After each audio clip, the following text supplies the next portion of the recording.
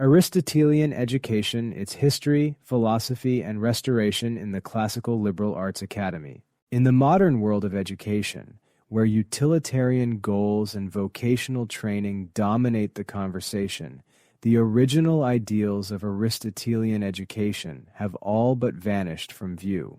Instead of asking how to form wise and virtuous human beings, most schools today ask how to prepare students for jobs or standardized tests. Yet for over 2,000 years, Aristotle's educational philosophy provided the foundation for both classical and Christian civilization. His vision of human learning was not limited to technical skills or pragmatic knowledge. It encompassed the whole of life, guided by the natural capacities of the human mind and the noble aim of wisdom. Today, in a surprising and encouraging development, the Classical Liberal Arts Academy is bringing this tradition back to life. Not only is it recovering the content and methods of Aristotelian education, but it is also making this rigorous and soul-forming education accredited and accessible to families and students across the globe. To understand what is being restored, we must first return to the roots. Aristotle was born in 384 BC in the Macedonian city of Stagira. He studied for 20 years at Plato's academy in Athens and later became the tutor of Alexander the Great. But unlike his teacher Plato, who emphasized the world of ideal forms and viewed the senses as unreliable, Aristotle grounded his philosophy in the world of nature. He believed that all knowledge begins with sense perception and advances through experience, reasoning, and demonstration to the contemplation of truth. For Aristotle, the purpose of education was to form the rational soul in accordance with its highest powers to cultivate both moral virtue and intellectual wisdom. Aristotle founded his own school, the Lyceum, in Athens. It was here that he developed and taught what would become the backbone of Aristotelian education. Students learned through walking discussions, lectures, and observation of the natural world.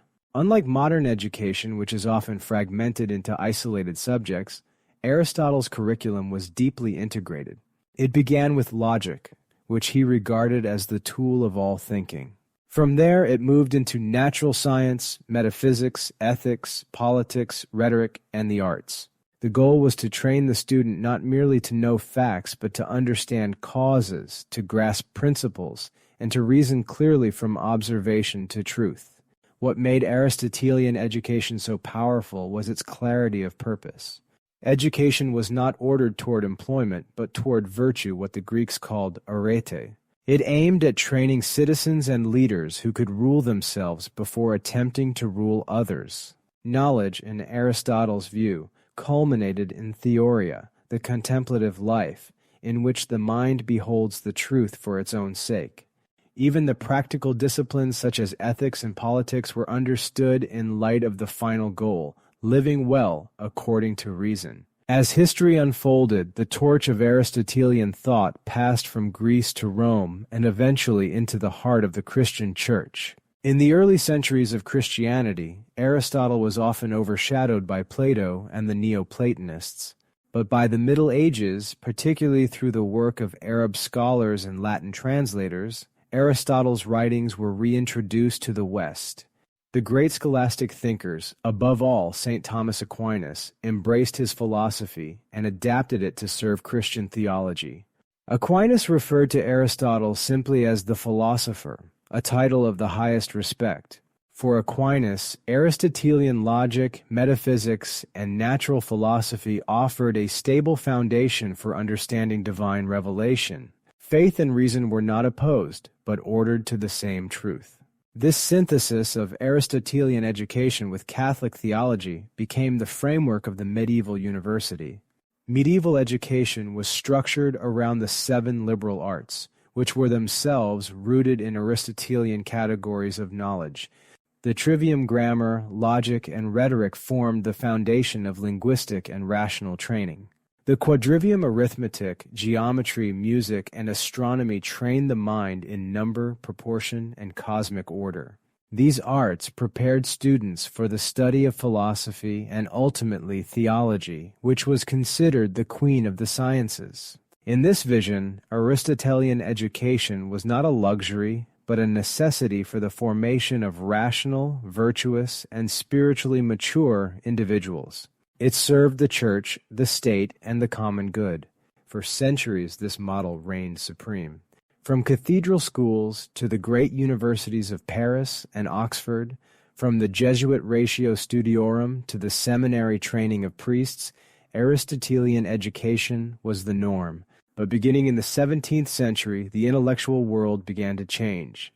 The rise of modern science and the Enlightenment brought a new approach to knowledge, one that was empirical, skeptical, and often hostile to metaphysics. Figures like Francis Bacon and René Descartes rejected Aristotle's emphasis on final causes and sought instead a purely mechanistic view of the world. Knowledge was no longer pursued for its own sake or for the cultivation of virtue, but for the sake of power and control. In Bacon's famous words, knowledge became power. This shift had dramatic consequences for education. Philosophy was replaced by method. Theology was relegated to private belief. The liberal arts were seen as outdated. Schools increasingly focused on technical skills, vocational training, and measurable outcomes. The idea that education should aim at forming the soul or seeking truth was dismissed as unscientific or idealistic. By the 20th century, Aristotelian education had almost entirely disappeared from mainstream schools, replaced by progressive education theories, government standards, and a utilitarian obsession with job readiness. Yet in the midst of this decline, a quiet revival began. In the 1980s and 1990s, a growing number of Catholic and Christian educators began calling for a return to classical education. They recognized that something essential had been lost, the vision of man as a rational and moral being made for truth. Many of these movements invoked the language of the trivium and quadrivium and sought to bring back Latin, logic, and the great books. However, despite these good intentions, most of these efforts did not fully recover the essence of Aristotelian education.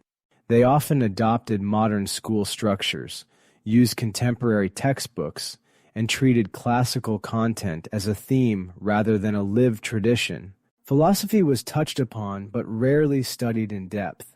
Theology was included but not integrated. The unity and coherence of the traditional curriculum were still missing. This is where the Classical Liberal Arts Academy stands apart. Founded with the explicit mission to recover the real thing, the CLAA offers a complete restoration of Aristotelian education in its content, structure, and spiritual aim. The Academy does not simply teach about the classical tradition, it teaches within it. Students do not read summaries of Aristotle. They read Aristotle. They do not learn logic as a brief unit in a textbook. They study the organon itself. They do not learn ethics from modern psychology. They engage directly with the Nicomachean ethics and the teachings of St. Thomas. The curriculum of the Classical Liberal Arts Academy is built from the ground up on the principles of Aristotelian and Scholastic philosophy. All students begin with a foundation in logic because reason is the tool by which truth is discovered and tested. From there, they progress through classical grammar, rhetoric, mathematics, natural philosophy, moral philosophy, and theology.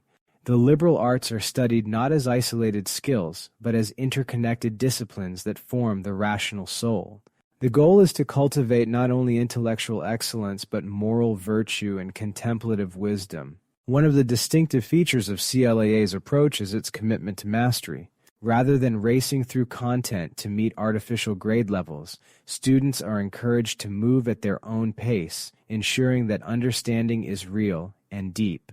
This reflects Aristotle's own teaching that education must be suited to the nature of the student and ordered to truth, not haste. The Academy also makes use of original sources, carefully guided by expert commentary, so that students are not merely passive consumers of knowledge, but active participants in the intellectual tradition. Another remarkable achievement of the Classical Liberal Arts Academy is its ability to provide accredited Aristotelian education in today's regulatory environment. Many families fear that returning to classical learning will jeopardize their child's academic credentials or college admissions. But the CLA bridges this gap. It offers a fully accredited high school program that meets the standards required by colleges and universities while remaining completely faithful to its philosophical and theological foundations. Students receive official transcripts, academic support, and pathways to higher education without compromising on truth or tradition. This means that families no longer have to choose between academic respectability and authentic formation. They can have both. A student can study Aristotle, Aquinas, Cicero, and sacred scripture, receive a diploma, apply to college, and yet emerge with a mind trained in logic, a heart formed in virtue, and a soul oriented toward God. Because the program is online and self-paced, it also offers extraordinary flexibility for homeschooling families. Parents can tailor their child's education to their needs while relying on the expertise, structure, and support of a time-tested curriculum. There are no gimmicks, no fads, and no distractions, only the enduring wisdom of the classical tradition, restored and delivered with academic rigor and spiritual clarity. In our own day, the need for Aristotelian education is greater than ever. We live in a culture increasingly shaped by emotionalism, relativism, and utilitarianism. Students are bombarded with information but starved for wisdom. They are trained to analyze data but not to understand meaning. They are prepared for careers but not for life. Aristotle reminds us that the highest good is not found in wealth, pleasure, or status, but in the virtuous life of reason ordered to truth. Education, if it is to be worthy of the name, must aim at forming whole persons capable of thinking clearly, living rightly, and contemplating eternal realities. In restoring this vision, the Classical Liberal Arts Academy is doing more than offering a good education. It is reawakening the soul of Western civilization. It is reconnecting young minds with the great tradition that once produced saints, scholars, and statesmen. It is forming students who can rise above the noise of modernity and pursue lives of wisdom, virtue, and peace. In conclusion, Aristotelian education is not a relic of the past. It is a living tradition grounded in reason and faith that still speaks powerfully to our present needs. The Classical Liberal Arts Academy proves that this tradition can be restored not only in theory, but in practice. Through its rigorous curriculum, its fidelity to the classical sources, and its commitment to Catholic truth, it makes Aristotelian education real, rigorous, and accredited once again. For those who seek not just information but formation, not just success but wisdom, the CLAA offers a true path, a path that leads from the senses to the mind, from the mind to truth, and from truth to God. This recording was provided by the Classical Liberal Arts Academy. To learn about our work restoring classical Catholic education, visit us online at classicalliberalarts.com.